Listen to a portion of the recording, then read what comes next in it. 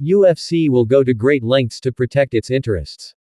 Sometimes that requires a loophole, other times it calls for an exemption. Either way, the show must go on, assuming all parties involved have agreed to stick to the script. That doesn't appear to be the case for Nate Diaz, who ran afoul of USADA after testing positive for banned substances back in late 2019. Diaz was promptly cleared of any wrongdoing and permitted to compete at UFC 244.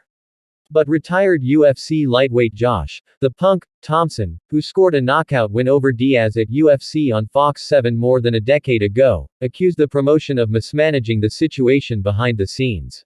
In fact, the Punk claims Diaz was offered money to keep his trap shut while decision makers found a way to sweep it under the carpet. "Look what they were trying to do with Nate Diaz," Thomson said on his Weighing In podcast with referee John McCarthy, transcribed by MMA News. "He tested positive, and they were like, you know what, we'll get it all sorted out after." And Nate said, we'll get it sorted out now. That means they knew that Nate tested, and they were still gonna let him fight. So I would not say that they have not tried to do that, or would not do it. The partnership between UFC and USADA, founded in summer 2015, was back in the news earlier this week after former UFC heavyweight Mark Hunt was defeated in court.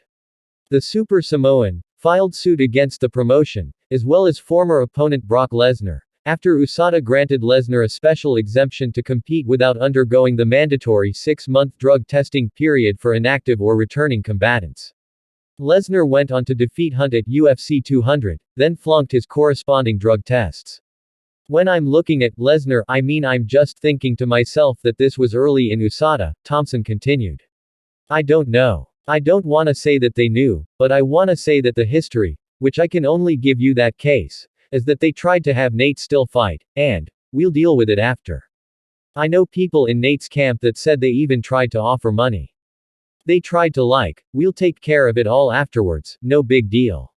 It's probably just a misunderstanding. This is not the first time UFC has been accused of keeping secrets.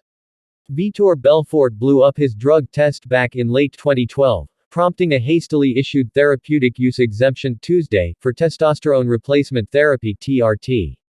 Further muddying the waters was the fact that UFC was handing out the exemption, not the Ontario Athletic Commission, ahead of the Brazilian's title fight at UFC 152. In addition, Belfort's opponent, John Jones, was not informed of the changes. UFC has long denied doing anything shady and points to its recently renewed relationship with USADA as evidence of its commitment to clean competition. The scuttlebutt behind Conor McGregor's comeback, however, has once again put UFC and USADA under the microscope, for better or worse. Diaz has yet to comment on Thomson's allegations.